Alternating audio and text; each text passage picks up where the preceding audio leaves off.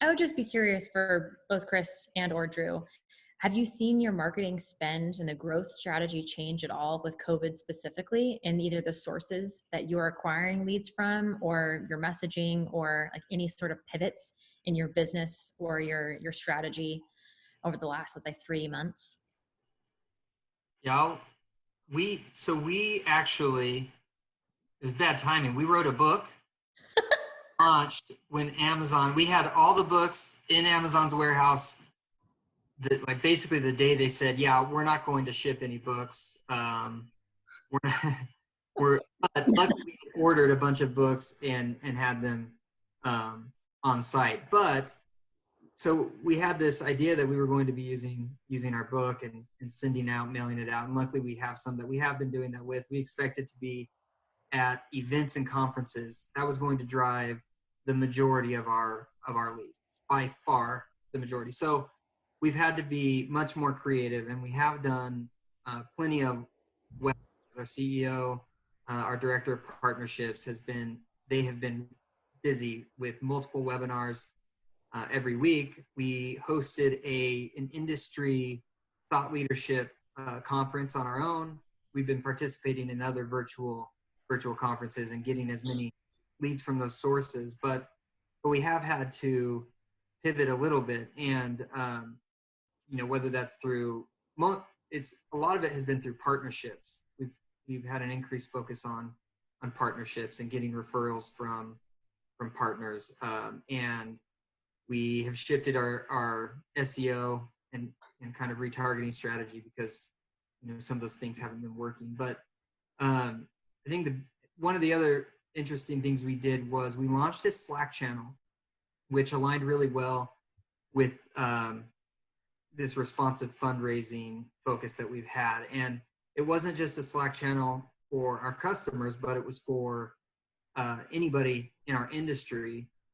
And while we hosted, I said Slack channel, I mean, it's a Slack channel.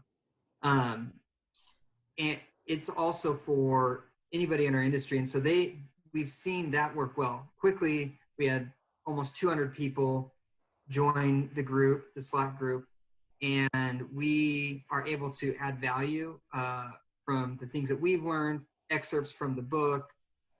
We're able to see these prospects and customers get together and brainstorm ways that they're navigating the current situation. So we haven't necessarily had a lot of leads come from that, but it's been a big brand building opportunity that we otherwise would have tried to get from conferences and trade shows. So that's been interesting. Nice.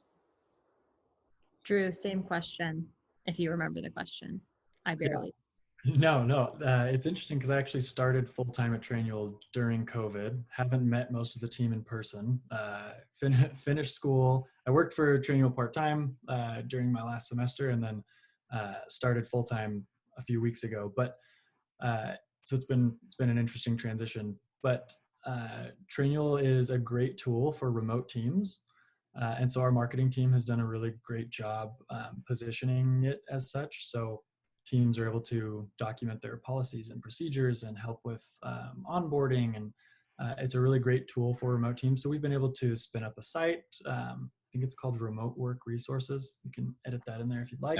Where people can go. Little plug.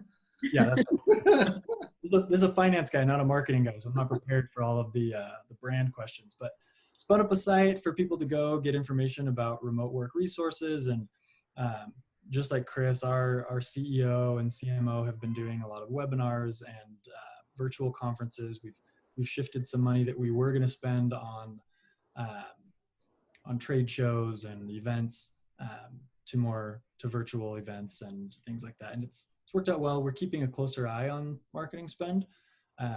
But like Chris said earlier, we're just looking at what our plan and goal was for the year and trying to make sure that we stay on track with that while still being efficient. So we've done some spinning and marketing to help during this time, but nothing drastic in terms of a pivot from our product or anything.